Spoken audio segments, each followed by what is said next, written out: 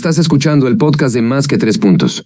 Este podcast se transmitió el 18 de mayo de 2026. Muy buenas tardes, muy buenas noches, muy buenos días. Sean ustedes bienvenidos al segundo podcast, más bien al segundo episodio de este podcast denominado Más que 3 Puntos. Mi nombre es Fernando Garbán y en los próximos 45 minutos hablaremos de todo lo que ha pasado en el mundo del deporte. Hay muchísimo de qué hablar. La Liga Mexicana ya tiene a sus finalistas, ahorita hablaremos de ello. En España también se movieron los banquillos. Hay un nuevo entrenador en el Real Madrid, un viejo conocido, ya hablaremos de él. Hansi Flick en el Barcelona renovado por 2 años más, al tiempo que en ese equipo, en la escuadra culé, Robert Lewandowski ha dicho chao, ha dicho hasta luego, ha dicho nos vemos, ha dicho adiós. Un centro delantero muy de todo terreno, un gran futbolista que bueno, ahora buscará en otros horizontes seguir con su legado. ¿Qué más ha pasado en el mundo fútbol? Bueno, la lista de Brasil para el Mundial de Fútbol se confirma que Neymar sí estará dentro de los convocados por Carlo Ancelotti para enfrentar el Mundial. También playoffs de la NBA, está el Giro de Italia y muchas noticias más, así que bienvenidos a Más que 3 Puntos. Ponte cómodo, ponte cómoda, pónganse cómodos, porque ya empieza este podcast deportivo. Tengo que empezar por el tema de que me equivoqué. Yo juraba y perjuraba que el campeón del fútbol mexicano no estaba en Ciudad de México.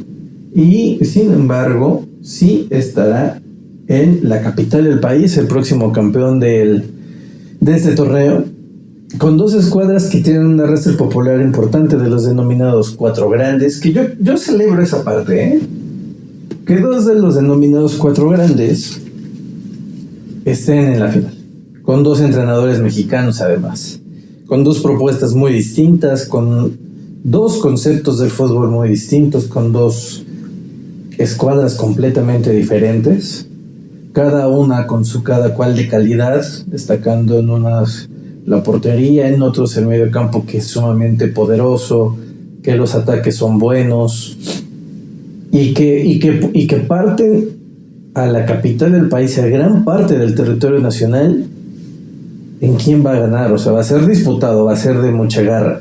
¿Quién tiene más que perder? Eso lo decidirá el periódico del próximo lunes, porque no es sencillo determinar quién va a ser el campeón. Por una parte, Cruz Azul tiene mucho mejor equipo desde mi perspectiva.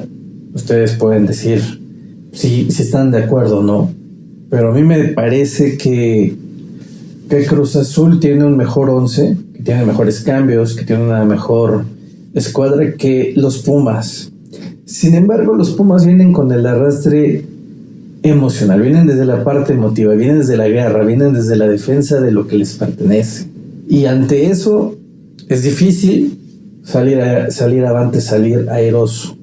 Es difícil. Para Cruz Azul no creo que sea fácil, pero bueno, por delante 180 minutos.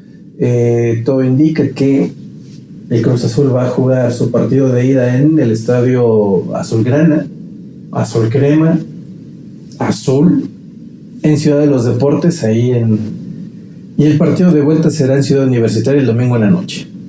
Qué complicada situación. Por una parte, 15 años contra 5. No, ya, ¿cuál? No, sí, 5 todavía, 5. Pero siempre desde una sequía importante para Cruz Azul. Cruz Azul, antes del campeonato del 2021, ustedes disculpen, venía desde 1997 de no ser campeón. Y previo también habían pasado una cantidad importantísima de años. Un club que tiene el verbo Cruz Azulero, o sea que la historia le juega en contra en los partidos definitivos, con plantillas y sin plantillas poderosas. Cruz Azul se ha encargado de ser el máximo subcampeón, pero más allá de eso también, que en las finales van contra su propia historia. O sea, todo indicaría que un equipo de esta magnitud, que es recordado por sus grandes actuaciones en los 70s y 80s, como un equipo que le cuesta ganar, que tiene grandes jugadores, ha pasado gigantes jugadores por el Cruz Azul, porteros pero muy buenos, seleccionados nacionales. En el caso del Conejo Pérez, de Chuy Corona, internacionales, Robert Danciboldi para el Cruz Azul. Gente bastante importante que no pudo ser campeón. Los Delgado, el Chaco Jiménez. Yo recuerdo una presentación que se hacía del Mago Carpio, gran jugador. Tampoco pasa mucho. Hasta el primo de Messi, Marañao, o sea, una cantidad de gente tanto fabulosa como grandes petardos que llegaban a la institución con el único objetivo de salir campeones. Digo, sí, su historia reciente o su historia de éxito no es tan añeja, es más reciente, pero viene precedida de muchísimo sufrimiento del pueblo azul, con también un sinfín de entrenadores que pasaron por esta escuadra de mucho renombre, que no lograron el resultado. Marcarían uno de ellos, Galindo otro, Memo Vázquez, Profe Mesa, Pedro Caixinha, Tomás Boy, el Tuca Ferretti ya ha venido a menos, pero también el Tuca. Es una escuadra con muchísima historia, con mucha trascendencia en este país, en México, que hoy otra vez se vuelve a jugar o ser la burla de siempre. Fíjense qué frase: o ser la burla de siempre, o vencer a su propia historia y salir campeón. La 10ª en su historia. Ahora, no es como que enfrente otro todopoderoso y otro peso pesado. La verdad es que sus años mozos de la UNAM ya quedaron atrás. Quedaron muy atrás. Su último campeonato en 2011 le ganaron al Morelia. Gol de Javier Cortés. Un domingo al mediodía en Ciudad Universitaria, y después todo el mundo a festejar en el Ángel de la Independencia, ¿no? Ese cuadro que estaba conformado por Verón, que tenía a Paco Palencia como jugador, Dante López y no me acuerdo cómo, bueno, el que le decían la rata, ahora mismo recordaré el apellido de este jugador. Pero tampoco es como que hablemos de un Pumas que sea determinante, que sea un rival a vencer, que sea un cuadro que marque, como sí lo hacía en los 90, un semillero de talento. Pues tampoco, Este equipo, la rata Martín Bravo, ya me acordé, que es este equipo sumamente que bueno, es que los equipos de la UNAM siempre los ha distinguido la garra. Eso sí tiene un cuadro rústico con unos autores líricos, como es el caso de Keylor Navas, que es un gran portero que, ojo, en la semifinal de vuelta cometió un error gravísimo en la última jugada, en la que Quiñones del Pachuca no pudo rematar. De hecho, como que devolvió el centro. Ahí se iba a Pumas, pero que tienen Jordan Carrillo en el delantero paraguayo, Morales, este toque de fútbol y de atrevimiento, más nada. Y yo creo que también ese es un mérito por parte de la universidad, que tiene, a pesar de que otra vez, yo no sé ustedes qué piensen, yo creo que no parte como favorito. De hecho, hizo un torneo muy sólido, con resultados un poco atípicos, ¿no? Lo que pasó en Tigres, allá en San Nicolás de los Garza, la pelearon el rancho y terminó ganando. Es un equipo serio, es un equipo bien trabajado, es un equipo que encontró a un entrenador que tiene las palabras correctas para que los jugadores no tengan esta presión y logren jugar al fútbol desde el desparpajo, si ustedes quieren, pero con las limitantes, porque en el partido de vuelta se vio, cuando tiene que hacer cambios Pumas, son para echarse cada vez más para atrás, y otra vez, como contra el América, terminan defendiendo en el área chica. Se entendía, y también se cruzó con un Pachuca que no fue tan determinante, a pesar de que aventó en toda la carrocería. Sus delanteros no terminaron siendo los que definieron el partido. La verdad es que no fue así. No fue este partido tan parejo, este pelea de barrio como fue contra el América. Eso no fue. Fue un partido más de nervio. Obviamente es una semifinal. estás jugando el pase a competir por el campeonato. Y se sintió la tensión una vez más en Ciudad Universitaria. Punto también que se destacaría de la UNAM es que ninguno de sus dos eliminatorias las gana, las termina empatando, pero juega con el reglamento. Creo que es un buen premio al equipo que mejor lo hizo durante 6 meses, que fue Pumas. Así lo demuestra la tabla. Y Pumas tiene la ventaja de cerrar en casa, pero juega contra un equipo pero con muchísimos recursos, muchísimos recursos. ¿Qué tendrá que pasar para que Cruz Azul sea campeón? Pues imponerse desde el primer partido y saber manejar el segundo. Si no lo logra o si no va con una ventaja suficiente a Ciudad Universitaria, va a ser difícil. El momentum que vive Pumas es importante.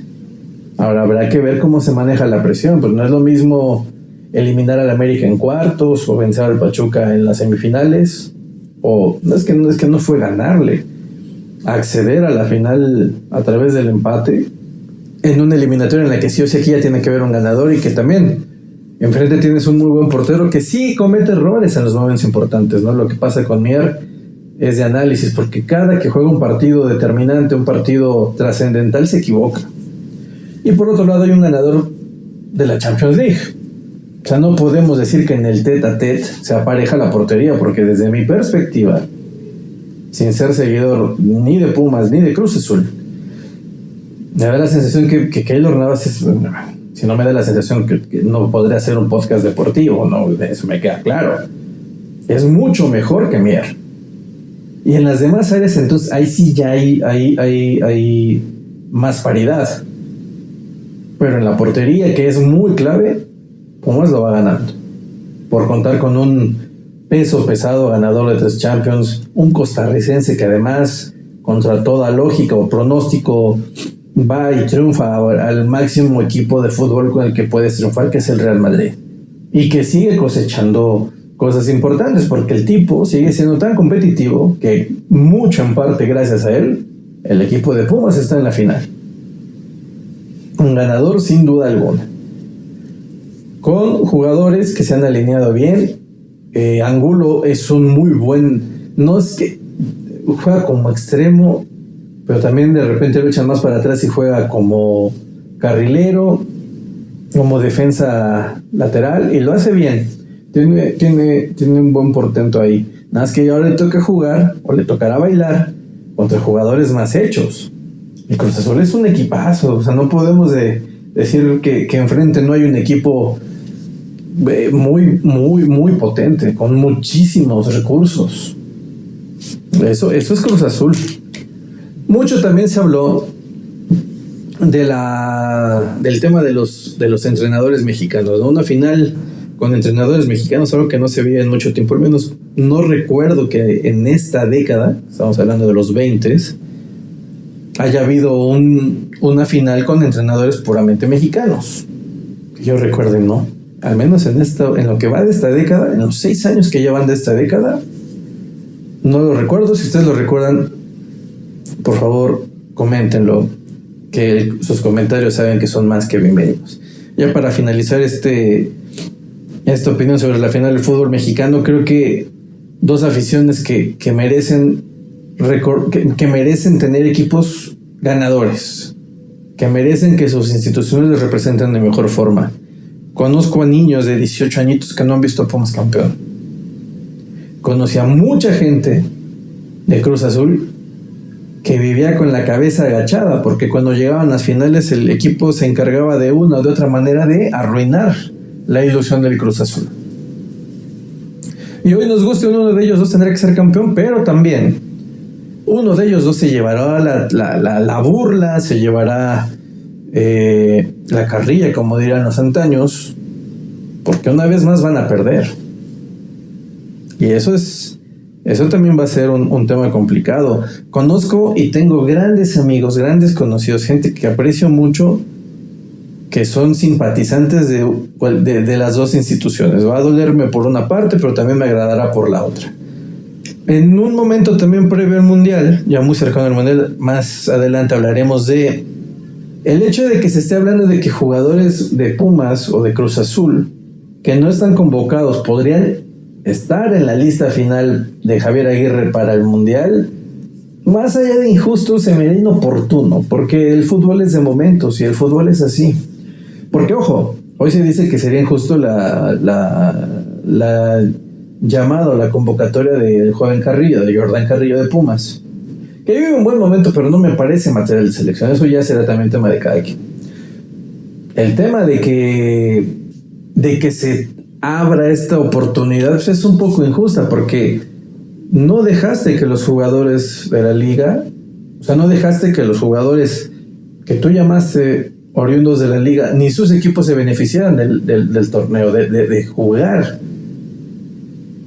la recta final del torneo, porque yo tengo la sensación de que Chivas hubiera sido muy distinto con sus 5 titulares que sin sus 5 titulares. Que, ojo, también fue la proeza de ganarle a Tigres en Nuevo León, con un equipo que evidentemente estaba mermado. Yo creo que sería injusto, pero afortunadamente no soy el entrenador de la selección, entonces no pasará más que de una opinión o de una manera de ver las cosas más ahí. Si el entrenador lo hace, ahí sí se mueve las aguas y para qué les cuento. En fin, vámonos con la primera tanda de noticias. Vamos a la Liga Mexicana de Fútbol. Matías Almeida será el nuevo entrenador de los Rayados del Monterrey para la apertura 2026. Matías Almeida estuvo dirigiendo en el viejo continente, estuvo dirigiendo al Sevilla. Ay, Dios mío, es que Monterrey es un desastre. También, ojo, se han hecho cambios en la directiva, entonces, y también hay que, el trabajo de Almeida, más allá de buscar un campeonato, es reposicionar al equipo, llevarlo a altos vuelos. Yo no sé si lo va a alcanzar muy rápido, pero tiene que cambiar muchísimas cosas, porque es un equipo que queda desmantelado tras la salida de Sergio Canales, también la llegada de Sergio Ramos, que fue muy poco, pero bueno, vamos, todo ese manera de trabajar a través de 3 o 4 entrenadores, en la que la legión de españoles se va, que también ya eran jugadores de una edad elevada. Hoy en día vamos a ver cuál será la nueva propuesta de Rayados, si seguirá FEMSA gastando toneladas de dinero para hacer un cuadro sumamente poderoso, o si la estrategia o la idea del pelado Almeida es la de vivir un ciclo con jugadores jóvenes y hacer un mix con jugadores de experiencia o grandes nombres, pesos pesados ya en edad avanzada, y ver cómo se va a reestructurar este equipo. Pero de inicio, Matías Almeida será el nuevo entrenador para la próxima temporada. Las Águilas del América Femenil se coronaron campeonas tras vencer en el marcador global 3-1 a las Rayadas del Monterrey, y con esto el equipo de Cuapa consiguió su tercera estrella en la rama femenil. Muchas felicidades al equipo dirigido por el profe Villacampa. América alza la mano y logra su tercera estrella. En noticias del fútbol español, Don José Mourinho regresa al banco del Real Madrid. Fue parte de un Madrid muy, muy ecléctico, un Madrid muy difícil, un Madrid que venía y que tenía la misión de conquistar Europa después de muchos años de sequía, después de un momento muy complicado en el que ustedes recordarán, y si no, los más jóvenes lo pueden googlear.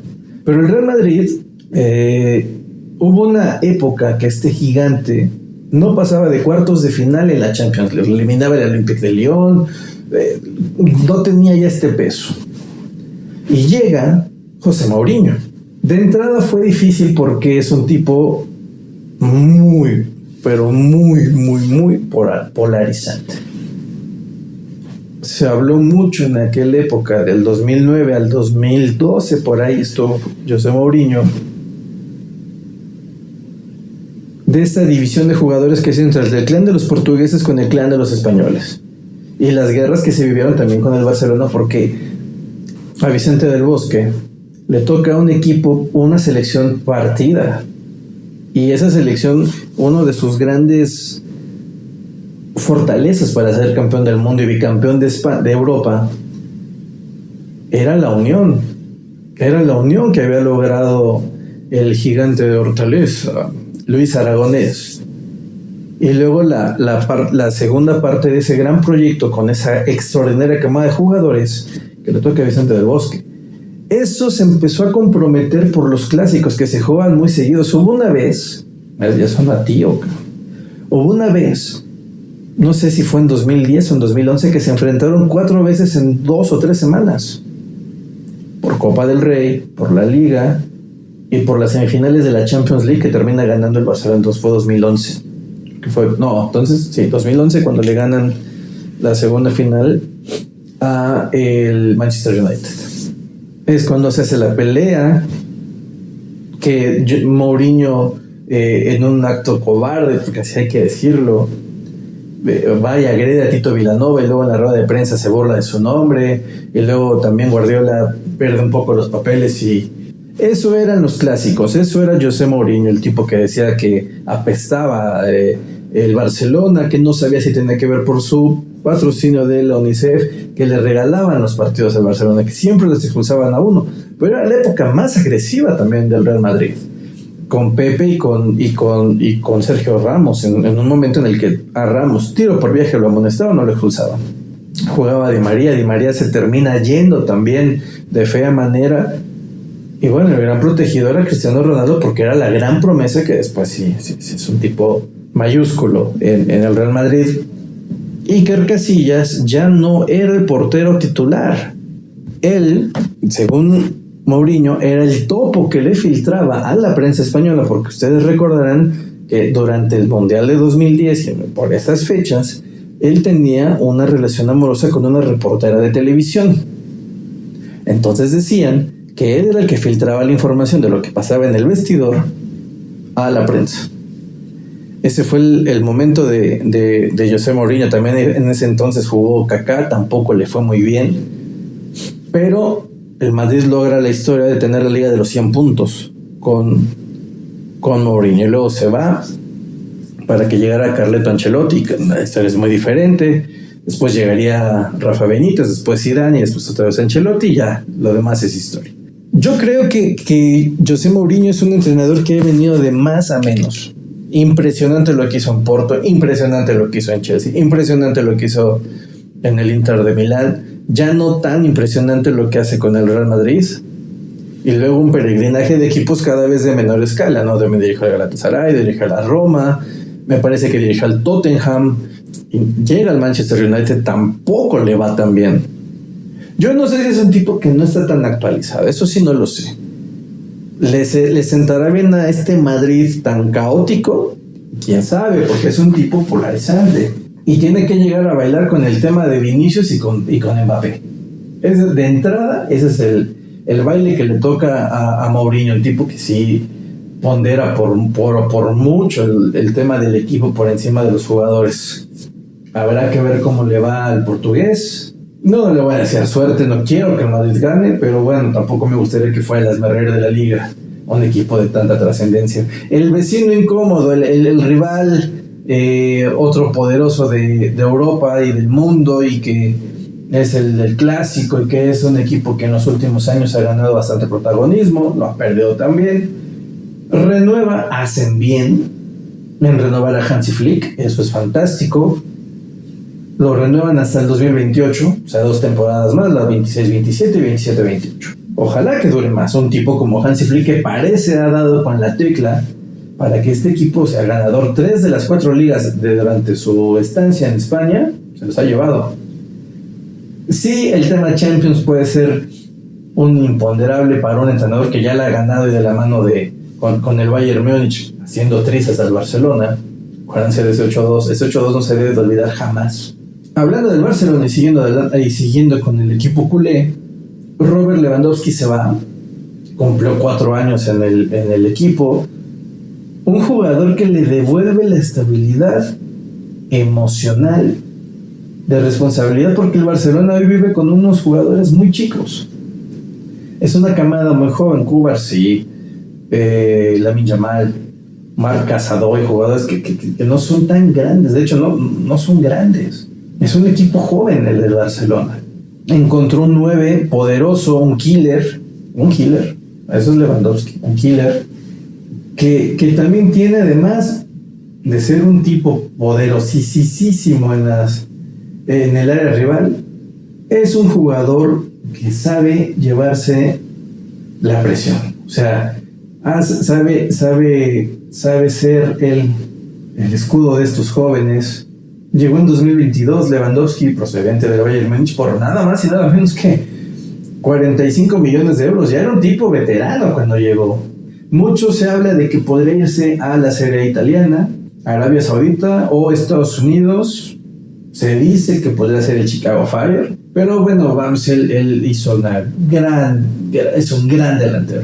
Robert Lewandowski, hay que agradecerle lo que hizo en Barcelona y ojalá que donde vaya le siga yendo bien. Es un gran delantero, ya es un veterano, ya tiene 37 años y se va haciendo campeón de liga. Nos hubiera gustado que se hubiera ido siendo campeón de Champions, pero bueno, no se puede todo en esta vida. Vamos ahora con la información de los equipos que van a disputar el Mundial. En la selección mexicana sumó a Edson Álvarez, Mateo Chávez y Jorge Sánchez. Ellos ya están en el CAR para integrarse a los trabajos con Javier Aguirre, junto con los jugadores que estaban ya de la Liga Nacional. Entonces habrá que ver qué sucede con los seleccionadores nacionales, sobre todo con la media cancha. Es clave lo que pasará con Edson Álvarez, porque la disputa la tienen con el Lille. Oficial, Neymar sí estará en el Mundial. Brasil reveló su lista de convocados y dejó muchísimo sin sabor. Vamos a analizar la lista definitiva de Brasil, buscando su sexta estrella. Yo creo que ni a bueno, si es que a cuántos podría que lleguen, ¿no? Quién sabe.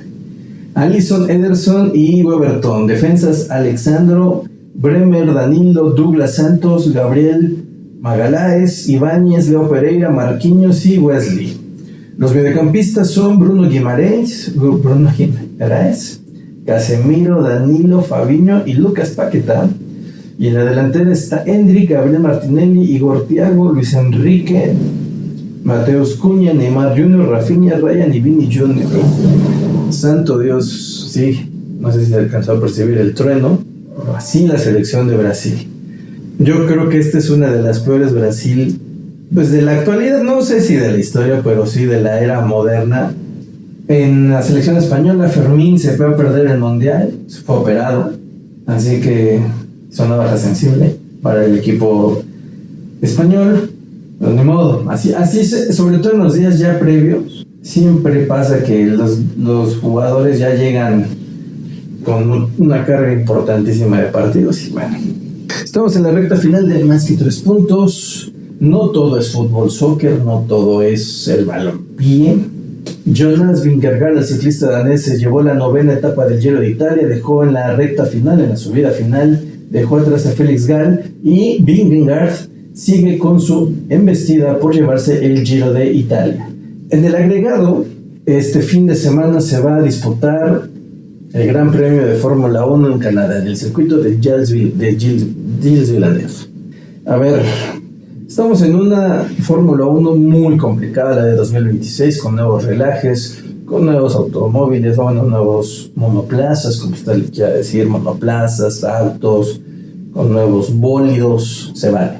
Venimos de una gran carrera en Miami, ya hubo una especie como de adecuación en cuanto al consumo y carga de la batería, que no todo tiene que ver con el supertismo, porque bendito Dios, esta práctica se tiene que ir al mismísimo carajo. No puede seguir la recarga de batería por soltar el pedal del acelerador en las rectas principales. Lo vimos en Japón, fue uno de los bodrios más grandes de toda la historia.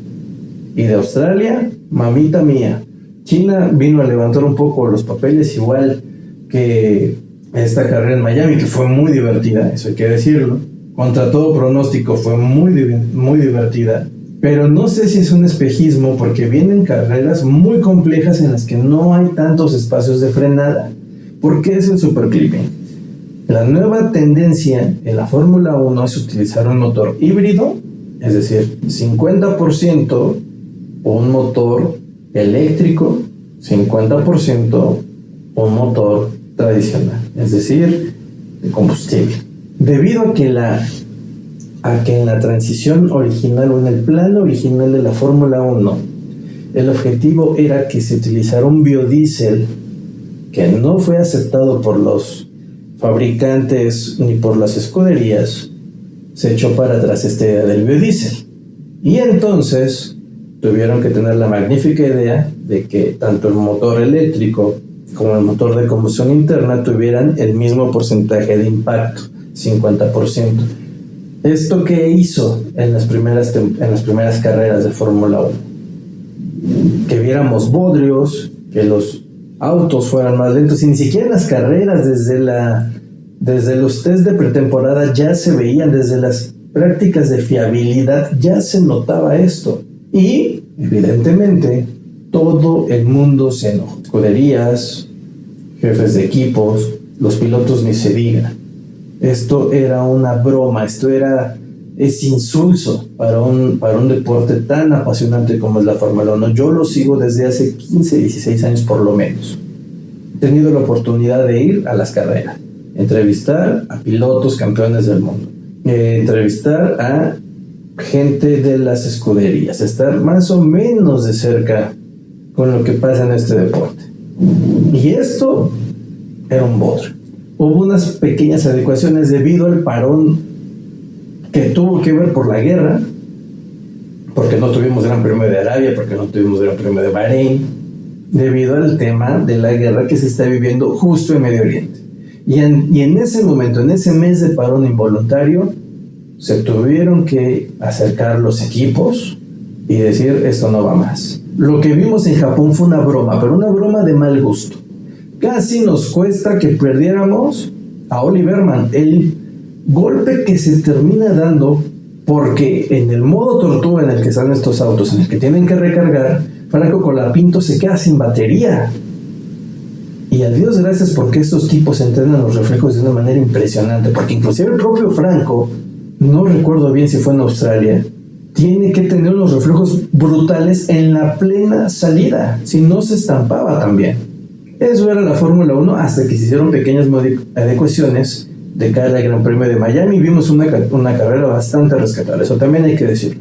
Pero venía con un poco de truco, porque si bien recordamos que en China, de estos circuitos en los que hay unas frenadas muy fuertes, te ayuda la recarga de la batería, Miami más o menos contaba con este mismo tenor, una que otra frenada importante.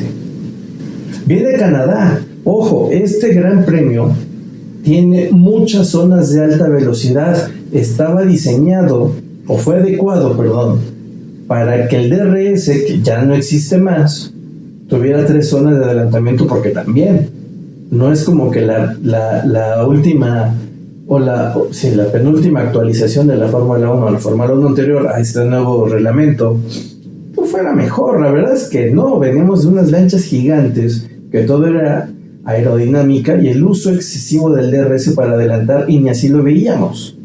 A ver si con estas pequeñas adecuaciones en la carga de la batería vemos un buen viernes, un decente sábado y un buen domingo.